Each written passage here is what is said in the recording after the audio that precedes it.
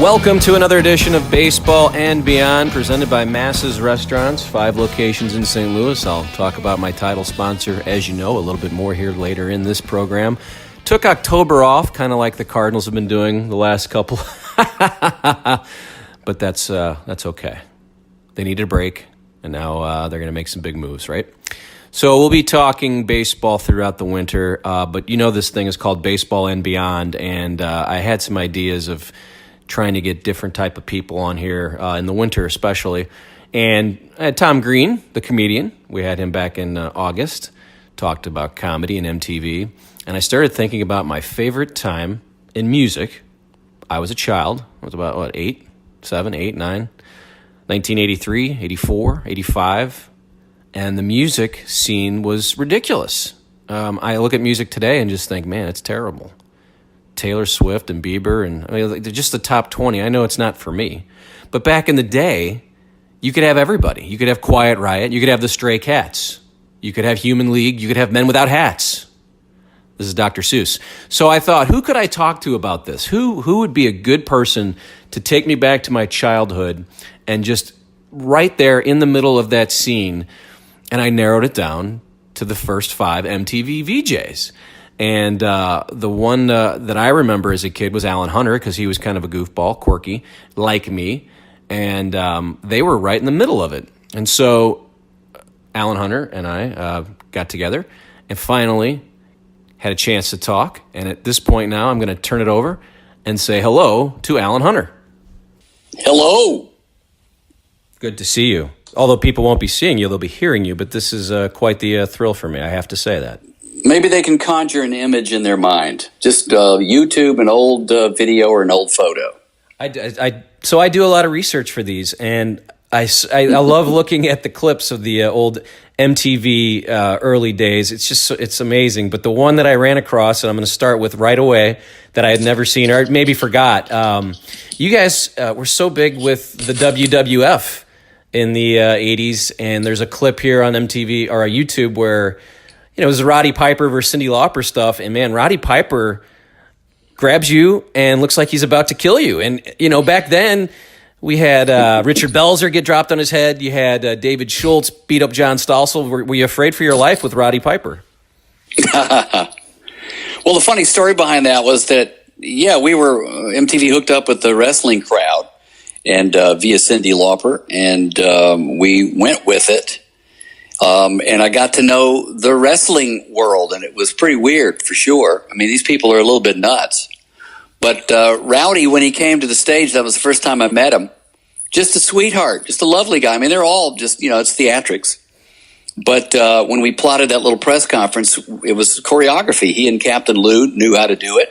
And so we planned, the flow of the press conference and all the fake insults that we would throw back and forth. But we didn't really rehearse it. We just sort of plotted the choreography. He said he was going to come over and threaten me. That was all I knew. Maybe grab my tie or something. But beyond that, I did not know that he was going to get so wild. I mean, and to look into this guy's eyes when he's just play acting was frightening for sure. Because then he grabs me and pulls me over the table up into the air. And it was like by your neck. Total surprise. Yeah, by your neck. I'll link that clip on the blog. But that was such fun time. But being an actor and all, I went with the scene. I kept on going, man. Yeah. So you talked about being an actor. So just how do you end up on MTV? I think you were doing some acting. I remember they did a special maybe 15 years after you guys had all left, and you kind of were doing some acting in videos and stuff. So how does one go from wherever you were, kind of I don't know what kind of acting, maybe commercials and videos, into being the MTV VJ? I never stopped acting. I think I just acted like a VJ for a bunch of years, and so that was just another role. The role was Alan Hunter.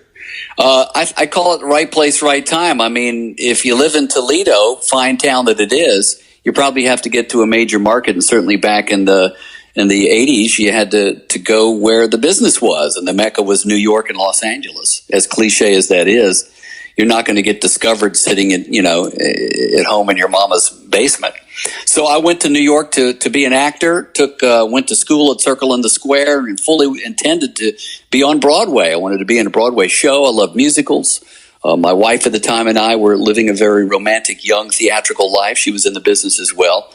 So I was bartending and doing bit parts in little movies. I had a part in a David Bowie video, Fashion. I was just out of a new wave punk rock version of Shakespeare's Midsummer Night's Dream in the Lower East Side of Manhattan, in an off Broadway production of it. And so I was leading the actor's life, and I got a call to come to an audition. And I didn't really know what it was. I bumped into the man who was the brainchild behind MTV at a picnic in New York. He was a fellow Southerner. He came from Mississippi. I'm from Alabama. Went to school in Mississippi, and his family had some familiarity with my wife's family. So it was kind of it was a crazy hookup. It was a crazy link that I met Bob Pittman. And he didn't say anything other than that he was working on a cable station that would play music videos. And I said, oh, that's funny. I was just in a David Bowie video, so at least I know what they are. And I didn't hear from him. A week later, I got a call from the executive producer at MTV. He said, Bob bumped into you and wants you to come and audition. So I came in, auditioned probably about 2 months before MTV went on the air. I was the last VJ they hired. And I had 3 consecutive auditions over about 2 weeks, and all of them worse than the one before. I was terrible, I thought. And then they hired me. Imagine that. So right place, right time, ready when the door of luck opens up. That's a fish out of water for sure, because I was an actor. I needed a script and I was ready to play a part. And they asked me to stand in front of a camera and play me. So that was a head turner for sure, but I caught on eventually. Yeah. So you're on this network people that maybe are younger will just don't understand. Cable was not a thing yet. I mean, literally HBO kind of started in the late 70s. ESPN, obviously everyone knows, started around 79. So MTV starts in 81. And basically it's Pat Benatar and Nick Lowe, and no one's really doing videos. And it seems like the UK people come over with the Flock of Seagulls and Human League and like a Duran Duran. And they kind of have this vision of what a video should look like. And everyone's like, tell me a little bit about those early days, because it's, like I said, there's not a lot to program this 24-hour video channel with, and MTV is not doing TV shows. You guys are literally just saying, all right, here's Pat Benatar with You Gotta Love, or whatever her song was back then. And then here comes the Flock of Seagulls and Saga and these bands that knew, here's what you do. You spike your hair up and look goofy and play I Ran So Far Away. Well, I think you just said it. You stated it. That's exactly what it was. Well, cable was in its infancy somewhat at the turn of the decade. I mean, mid-70s, cable was starting to come along. But the only 24/7 channels were not only ESPN, but CNN. So along comes MTV programming 24/7. And music videos. Yes, the people from the other side of the pond were more into making short promotional videos for their music, and that goes way back to the Beatles, even before then. And then you get into Elephant Parts with Michael Nesmith, who was sort of there in the beginning of the start of MTV and helped consult a little bit. But the video library was absolutely skinny. We had about 250 videos total. 10 of them were Rod Stewart, 9 of them were Pat Benatar. And the rest, you had video pioneers like David Bowie with Ashes to Ashes and Fashion. He certainly knew what the visual was all about, and he was perfect for it, obviously. But then the new wave of the young bucks like Duran Duran and U2.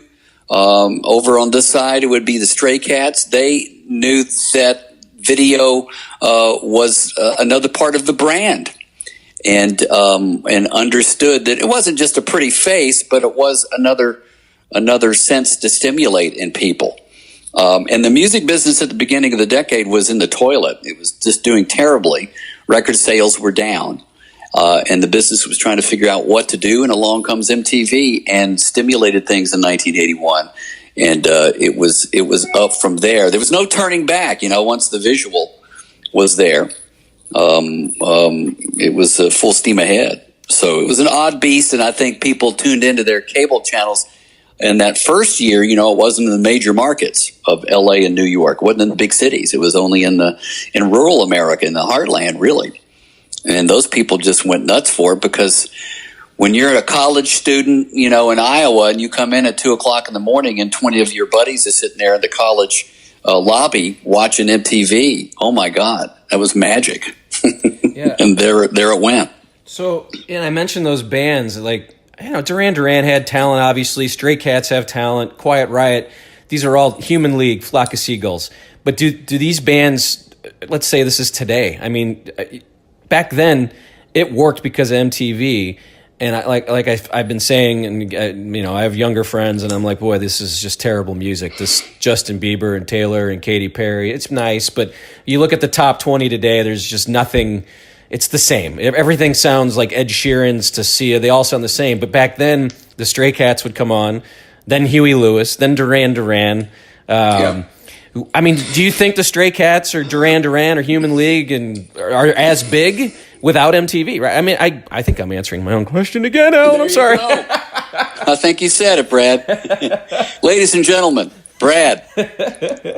But yeah, I mean, it just... I think the answer would be the time was right for these bands to emerge. The question is, would they have gotten as far as they did without MTV? I think the music business in general wouldn't have picked up like it did in the early 80s without MTV. I think it was a natural occurrence, to be honest. It was like evolution. So yes, Duran Duran and other bands actually underrated for their music. And as a lot of people and artists feared, once you bring in the video element, the music will be relegated to the back seat, which wasn't true at all. If your song wasn't good, it wasn't going to be propped up by a video, except in a novelty sense. A Hey Mickey from Tony Basil, or, other novelty things like Fish Heads from Barnes and Barnes. That was a novelty, and the video was fun to watch. And that's what populated that early MTV. And then throughout its time, you had some of those novelty videos that made it fun. To your point about the variety, of course, there is a lot more of everything in the entertainment world nowadays. That is the issue, correct? 5 zillion cable channels. Tons of movies and TV to see, so much television you can't watch it all. And the music is flooded with tons of artists because the playing field has been leveled. There's so many different outlets. Hence, how do you weed through all of it? To me, the cream still rises to the top in probably the same numbers, a different percentage. But back then, there weren't as many people on the planet. There weren't as many artists. But their exposure on MTV, to me, was a double-edged sword. If you were really good in every sense of the word, from your music to your brand, then you were going to survive and do really great on MTV. If you weren't so good, I think MTV snuffed people out quicker. Interestingly enough, it probably dangled a few bands and artists along a little bit longer if they had a really great look and some good videos. But the variety was, to me, the key to the success of MTV. You're absolutely right. What other outlet but one TV channel played Whitesnake back-to-back with Howard Jones, back with Kajagoogoo, then Springsteen, then U2, all over the place. And that's why I call the 80s, the big rainbow tent. We all were there together. If I didn't like Whitesnake, I would just hang on until, my video came on from Duran Duran. Or if I didn't love Poison, then I knew that Janet Jackson was coming on later. And there we all sat in this tolerant tent called MTV in the 80s. And that was the beauty of it. You don't get that anymore for sure. I will go backwards in a second, but you just made another point that I'm just going to have a soliloquy, and then you can say whatever. But I was looking at a random... I tend to go on. Yeah, no. I have a random top 10 from July of 1984. In the top 10, here's who's on it. Prince, Bruce Springsteen, Duran Duran, Billy Idol, Cyndi Lauper, ZZ Top, Chicago, Nina, Culture Club, The Police. How about that? Pretty big names. You have Nina, 99 Red Balloons. Oh, did I mention Michael Jackson, who was huge for MTV, right? I mean, that's sort of when you guys... kind of merge like superstardom and make a superstar. He's great, obviously, and he's got his videos going in 1979 with Off the Wall, but boy, Thriller comes out, he does his thing. And I remember that Mark Goodman interviewed David Bowie, and he goes, well, where's the black artists? Yeah. So it seemed, not that I know what was going on, but consciously, let's get Michael Jackson on. He's going to be kind of this superstar. Is that kind of the feeling back then? Sure. Michael Jackson opened the door to pop music. I mean, heretofore MTV had built itself, rightfully so, as a rock and roll channel. A little disingenuous when you've got bands like Culture Club and a bunch of the new wave groups that were playing on MTV. You know, the kids from the UK loved early Americana music. They loved Motown, ABC, and Duran Duran. All had that kind of funk rock and roll vibe. And paid homage to early American rock and roll, which was predominantly black in the 50s and 60s, and that's what influenced the Rolling Stones. So for us to say we were just a rock and roll channel while we played Boy George doing kind of an R&B vibe was not correct. But that was there was no play. Who was going to make up the playlist for MTV? There was sort of, what are the parameters? So they went along for a couple of years playing the kind of music they thought fit the video jukebox world. But when Michael Jackson came along, it was their initial response, which I don't think is correct. And I say they because really it was an executive team that was making these kind of decisions. You know, not the VJs, as much as we had some input.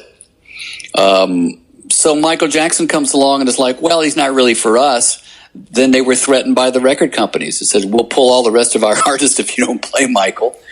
And so their eyes were opened up, and it was the total right move, obviously, to bring Michael on board. And that opened the floodgates for pop music. And yes, that was kind of the beginning of it, whether it was black or white or in between. Lionel Richie's of the world, a little bit more R&B influenced music, straight ahead R&B could come on. If it was a good video and a good song, it belonged on MTV. So the parameters were thrown even wider. Thus, in 1984, you had music from all over the place, every genre represented, except for classical and country and pure jazz. But you had the Clash, and they represented reggae and jazz and rock and roll and punk. And then you had pretty boys like Duran Duran. So it's pretty cool. You mentioned good videos, and you mentioned Lionel Richie. You can't say those in the same sentence. Although, if you go watch All Night Long, it's really a good video, and sometimes it was a great song. I mean, Peter Gabriel to me was the one who combined both of them in the best way. I mean, Sledgehammer is a great kick-ass song, tons of fun, and a cutting-edge video. And so was Big Time. So was Shock the Monkey, for that matter. But then you have Once in a Lifetime from Talking Heads, which is about as simple a video as you can get. It's really basically a weatherman in front of a green screen. But it was David Byrne and Talking Heads. So it was all over the place. I mean, in the beginning, the videos in their infancy, short of David Bowie, who already knew what a great concept was with Ashes to Ashes, that was relying on the kind of nascent video technology of the time, the cheesy overlays and all that kind of stuff. But it was still cool and vibey. And late at night, it was, it was hallucinogenic. But then you had Rod Stewart, who would make a video that fully went along with the song lyrics, standing in the rain by a light pole, smoking a cigarette, and he would translate that concept literally. There was nothing more conceptual than that. And others went crazy with the concept of their video, and took it in a totally different way. But at that point, the door was wide open, and anything went. Again, that was the beauty of MTV. Anything was good. So you guys had a bunch of artists obviously drop by, and I know, I think JJ and Mark kind of got the interviews more of the time. I think you even kind of mentioned that, but David Lee Roth coming through there, he got it. I mean, that's a rock and roll guy, but he understood exactly what was going on. Any of your favorite interviews? Did you get a chance to talk to David Lee Roth? Or I guess Aerosmith was kind of in their down period then, but do you have any favorite? I'm going to get to Live Aid in a little bit, so save that one. But anything anybody who came through that you just remember thinking, wow, this guy gets it? A lot. I mean, I think each of us get asked that question, and it's always hard to pin down your favorites because there were so many. Martha got to interview David Lee Roth, which, was her heartthrob, and he lusted after her as well. And they had this cute little thing going, little chemistry going during that particular interview. I still ask my sister if there was anything more than we knew, but she's remained mum all these years.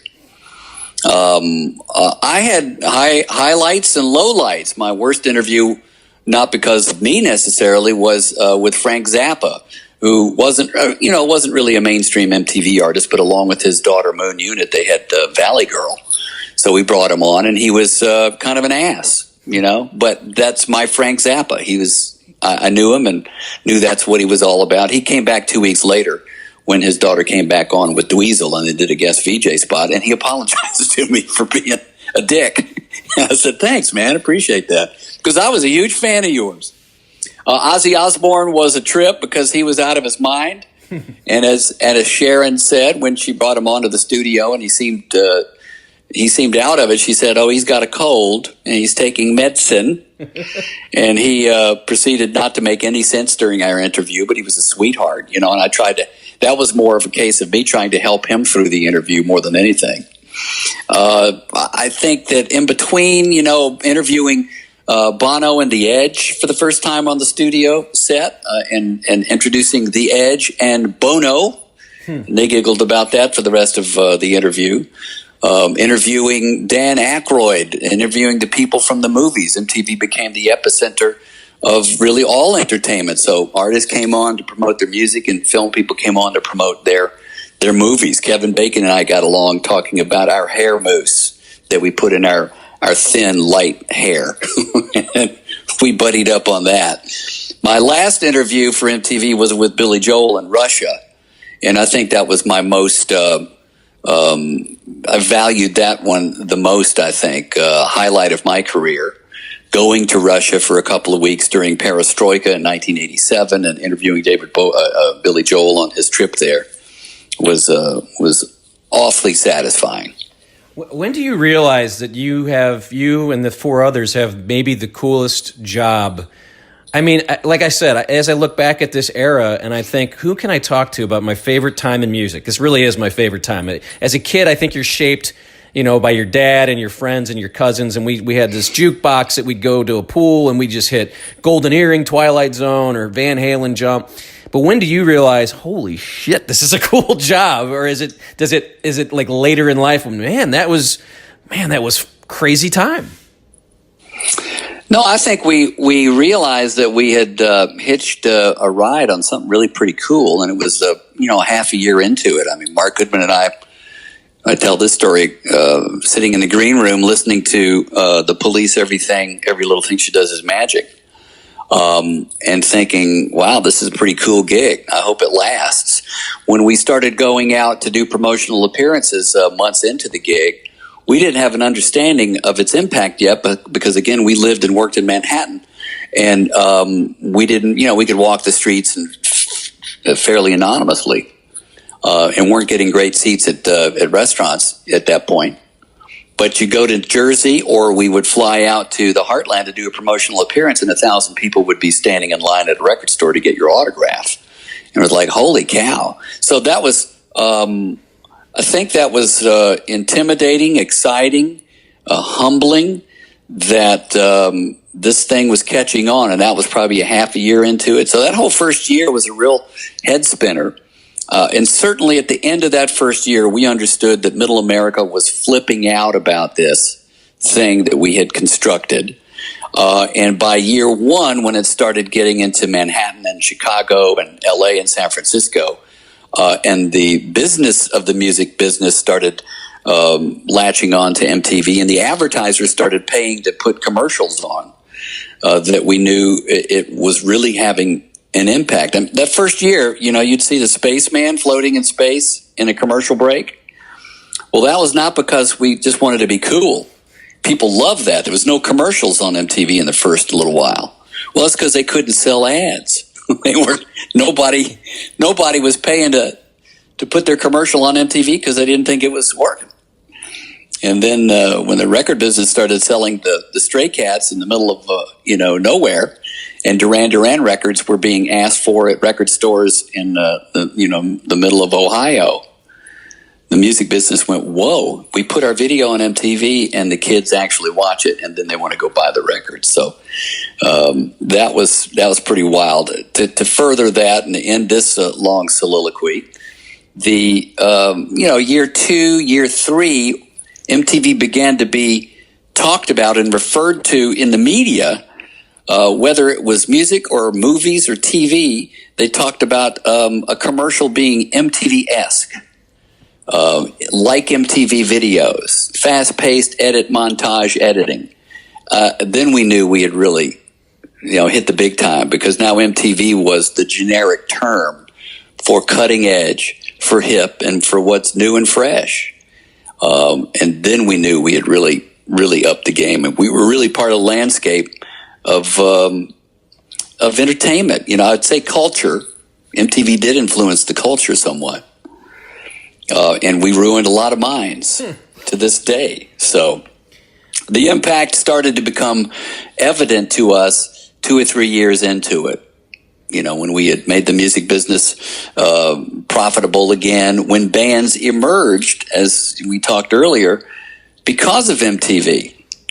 Because of our success, bands wanted to be on MTV. They didn't just want a record deal and to be on their local radio station. They now wanted to be on MTV. Yeah. It's crazy. And everyone remembers they're called IDs in the business, but like Billy Idol, I want my MTV. Everyone did them. Yeah. You had everybody that you could possibly think of. Push came about a year into it when you saw Mick Jagger say, I want my MTV. He was the first one to be, edged into doing the promotion because they were sucking wind. Warner Amex, the head company behind it, was not making any money, and they were ready to pull the plug. So they had to do something, and they got these major stars from Bowie to Townsend to Billy Idol to Cyndi Lauper to come up and say that very famous, iconic advertising line, and it worked. Call your cable company now. People did. Yeah, I remember when we got cable. I'll never forget the day. It was like a portal had been opened. It was unbelievable. What? We have 50 channels now instead of 5? That's right. And a remote control. A little more time with you, Alan, if you don't mind. I just want to wrap up with Live Aid. I'm going to ask about a few events, but I did some research, and I remember that you were at Live Aid. All of you were at Live Aid, but I had never seen your interview with Led Zeppelin. So they Jimmy Page and Robert Plant play together, I guess, for the first time ever, and Jimmy is just out of his mind drunk, but it's great. What was it like knowing just beforehand, holy cow, I'm going to go talk to Led Zeppelin after they just got done playing Stairway to Heaven for the first time? And what was that day like, that just being there? That day was 17 hours long on the air for us, and I think it was just a head spinner. It was so monumental. There were so many historic moments happening hour by hour. I felt overwhelmed and under. I didn't know that I had the chops. Really, people like Mark and JJ, who had been in the business longer than me and more journalistic and more. JJ was a great interviewer, and he had this canon of work. A shame that he had to be over in London and we couldn't be with him, but he was holding down the Wembley broadcast.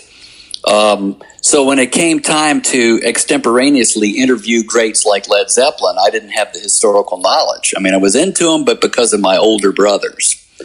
But I was more a new waver, and I was more into the music that we were playing on MTV. So, but, I actually watched that interview not long ago, and I wasn't unhappy with how I handled it. The main thing as an interviewer to do when you don't have every album of an artist in your mind to draw from, you don't ask stupid questions. You just ask short and sweet questions. We didn't all realize how bad of a performance it was. The cool thing was that Phil Collins had flown over on the Concorde to be there, and he had little rehearsal, so he was just trying to fudge his way through. But we were 20 yards, from the center stage on stage left. Or stage right, rather, doing our broadcast throughout the day. So we didn't really hear the show broadcast that well. And we didn't hear what a debacle it was. But we sensed there was a lot of tension. When I was thrown in the mix, I was the jock on the air at the time. Go backstage, interview them now. MTV had some cachet in 1985, so the artists respected us because we were the major outlet in the world for their music. And so no one gave us any trouble. That's what we found with a lot of artists, as persnickety and curmudgeon as some of them could be. They paid respect to MTV because they knew where their bread was buttered. But there I am in front of Jimmy Page, Robert Plant. Phil Collins is over on the side looking oddly tense. And you're right. Jimmy was out of his mind drunk. And John Paul was somewhere in the background. And Robert did his best to be kind of the classy English rocker that he was. And I just tried to ask, how did that feel? And I didn't get much of an answer from him. But, other interviews that people have put up online, and God bless YouTube. I don't know where people come up with some of these videos that they find. But I saw an interview that I did with Mick Jagger backstage and with Tina Turner. I mean, just the who's who backstage of Live Aid, from Jack Nicholson and movie stars to sports stars to rockers, all hanging out, was just amazing. A total head spinner. So you just put the microphone on somebody in front of their face and say, how did that feel? And see if you got an answer. Crazy. Yeah, and that lineup, like I said, in 84, 85 is like the time period, but literally every single band, Bono, the U2 is there just coming up, and Queen just completely brings down the house in London, and Zeppelin, and Phil Collins plays both. It's just crazy. I mean, Bruce Springsteen, just everybody was there. And if you had that concert today, obviously a few people aren't with us anymore, but you say, hey, we got Zeppelin, The Who, Springsteen, U2. It's like, what? Where do I sign up? They tried it again, didn't they? They tried Live 8. Yeah, that was no good. And but nothing will ever have the same magic as the first event in anything that's monumental. So that's just that's nature, and I understand that. But the combination of people, of the times, 1985, the need around the globe, artists coming together. It was pretty amazing, and there were some groundbreaking performances. U2 really came into their own at Live Aid. They were big before that, but they became international superstars, and their creds went way up. And that was just 2 years before the Joshua Tree. I would submit that had they not played Live Aid, the Joshua Tree would not have been as big an album. Yeah, I agree. So and that was the last of Hall & Oates for a couple of years too. That little did we know that was their last performance before they kind of took a hiatus from each other. So big day. Yeah. Any other shows that just pop off the top of your mind? Like, I know Live Aid's the biggest. It's got to be the biggest. But any great concerts or moments be in the backstage area where you're like, well, this was pretty cool. I got to see this, or I got to talk to this person after this concert. Well, again, I think there's so many that it's hard to remember one. Isn't that funny? But the New Year's Eve gigs, I think, were probably also the highlights for us. One, because they were totally live. I mean, as much as the bubble has already been burst, we weren't sitting there live playing videos. We were pre-recorded by day. So the live New Year's Eve specials that went on for 4 or 5 hours were grueling, but amazing to be in the middle of the biggest party on the planet each year. Certainly in all of the United States, everybody wanted to be at the MTV New Year's Eve party, at least in the music and entertainment world.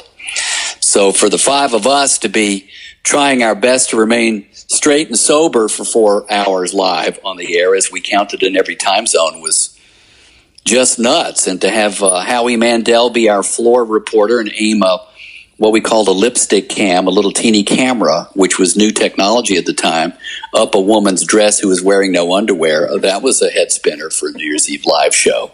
And people came to expect crazy stuff to happen, on MTV. That's why every Video Music Award show thereafter has tried to get, more absurd and crazy.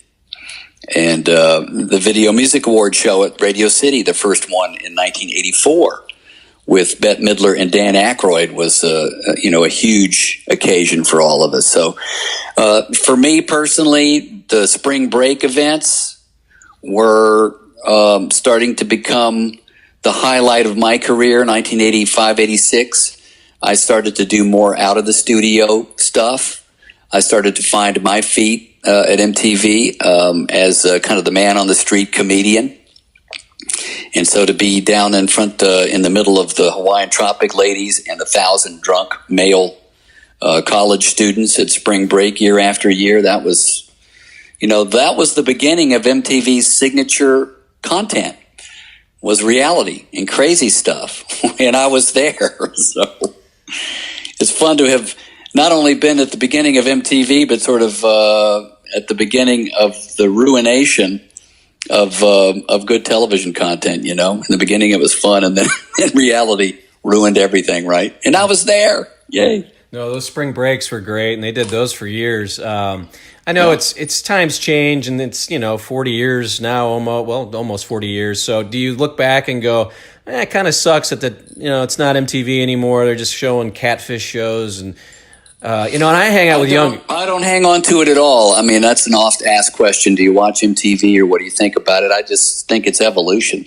MTV started changing in the late 80s. Before Mark and I left, we had remote control. TRL was on shortly thereafter. And that was just a natural evolution for the channel. They couldn't be a video jukebox forever. In fact, the ratings started declining because people were getting a little tired of just 24/7 video music, and they wanted to see some special programming. Therefore, when you had spring break, which was special programming, when you had remote control, or when I went on the road for a thing called Amuck in America, they just sold advertising like gangbusters, and the audience related to it. So sprinkled in with the videos that they loved, having those kind of special programs was becoming more and more popular. And MTV, I think, just went the natural course of things to diminish the role of the videos and add more lifestyle programming to appeal to what else young people were doing in their lives. And the demographic got smaller and smaller. MTV started, and the demographic was, from birth to death. Everybody watched MTV, and then it just narrowed from there. Late 80s, early 90s, they started narrowing in on, 18 to 34 demographic, and then it started becoming male-oriented. So I think it was just a natural course of things. I don't watch MTV because it's not meant for me, but I don't begrudge the journey they've taken either. Yeah, I have younger friends who literally on a Friday night they'll just pick a playlist on YouTube, make their own, or they'll make a Spotify. And so you can do it all that way. You don't need MTV was the only kiosk anybody had. That was the one place everybody went. It was the water cooler. When a video premiered the night before, everybody talked about it the next day. It was must see. Well, it was just part of the landscape. It was the backdrop of your daily life, and it was the only channel to tune into. Now, with so many outlets and so many sources, you don't need MTV to be your musical kiosk anymore, because you've got Sirius XM, you've got Pandora and Spotify, you've got YouTube for the most part. No, they should never go back to playing music videos again. That would just be silly. It's irrelevant now. I wouldn't mind seeing the Real World seasons 1 through 15, though. Still good TV. I enjoyed that. So we still get to hear you. What are you up to now? I love that Sirius has all of you guys back doing the Sirius 80s on 8, and so we get to hear you guys. And what have you been doing other than all that? Living in Chicago. I know you're a Cub fan. You told me. Just kidding. I'm a Cub fan because I lived in Chicago and I had to make a choice between the Sox and the Cubs. No diminishment to the Sox, but the Cubs are my team. Before I moved up here, I had a film company, and we produced several independent projects. We went to Sundance and South by Southwest with a couple of films and some documentary work. Since I've been here, I've been a little bit more chilled on that and concentrating on my main gig, which is Sirius XM. I got the 80s show and then Classic Rewind in the evening. So kind of doing what we did back in the MTV day, except now I don't have to shave or put on clothes even. I can do my show nude in my home studio here in Chicago or wherever I go. I've done my Sirius show from hotel rooms and from automobiles on the 405 freeway in Los Angeles. And soon I'll be doing that from Punta Cana, Dominican Republic. I mean, the 80s are no doubt resurgent somewhat. The demographic, you and me and other people in our age group are huge wait. 80s fans. You're much older than me. Just let's. I got to go there with you on that. I'm sorry. So I have no idea. You look like a young punk to me, but it's funny. the demo goes down lower than I would have thought sometimes. Well, I was going to say, I grew up watching you on TV, so that makes me very young, much younger than you. No one can say that. Mine's early on. That's what we did. But I think that the 80s are hot again, so Mark and Nina and I at least have been going on a bunch of cruises. We're doing these 80s shows, these theme cruises and themed event weeks are more and more popular in general, but the 80s in particular has really caught on. So those are fun to do. It's fun to kind of interface with fans. And to be honest, to see some of the bands that we haven't seen in a long time, some of the people we were friends with, to hang out with Loverboy, or to sit and have breakfast with, Tom Bailey from the Thompson Twins, or hang out with Cheap Trick. It's kind of a reunion for all of us to go and do these things. Hey man, how you doing? I got grandkids. Holy cow. Yeah. At least I can't say that right yet, so it's fun. I used to get mad like around 1988, 1989. I'd be pulling out my Stray Cats or Huey Lewis and the News stuff or Quiet Riot, and people would be like, we're not listening to that now. We're into Whitesnake and Guns N' Roses. I said, this stuff is good, and it's going to be good forever. So Billy Idol, I knew Billy Idol was going to be good forever. Well, these guys are obviously experiencing a great deal of success playing live. I mean, the beauty of the music business now is that people don't sell music so much as they play it live, and I think that's to the benefit of the fan, who have to unfortunately cough up some change to go and see these artists. But who's at the top of the Polestar touring list but Bon Jovi and the Billy Idols of the world and Journey? They're killing it because they've got a huge fan base and a large canon of work. And it's really great to see the resurgence of their popularity. Daryl Hall and John Oates killing it over the past couple of years. Oh well, they're playing again, right? And they're playing instruments, and they still sound good. Yeah. So it's good music. Yeah. Huey Lewis was just here for Lou Fest, and it's just like this guy can still play. He's 60, 70 years old, whatever. So I think the music's great. I can't thank you enough. Like I said, grew up watching you and wanted to talk about this time in my life, and I know music is such a big deal to people, and so to get someone who was actually there, bringing it into my house, I can't thank you enough, Alan. Thank you so much. That's so swell, Brad. We are look, Mark and Nina and Martha and I are always honored and tickled that the people that grew up with us are still around and still excited. I mean, I think that's the difference between us and other media celebrities over the decades, is that people felt Martha Quinn was their friend, not some superstar, and because we were there every day in people's lives. So, for good or worse, we're sort of burned into people's neurons, aren't we? Which that can be painful at times, but we were there. Thank you once again, Alan Hunter, for joining me here on Baseball and Beyond. And thank you for joining me.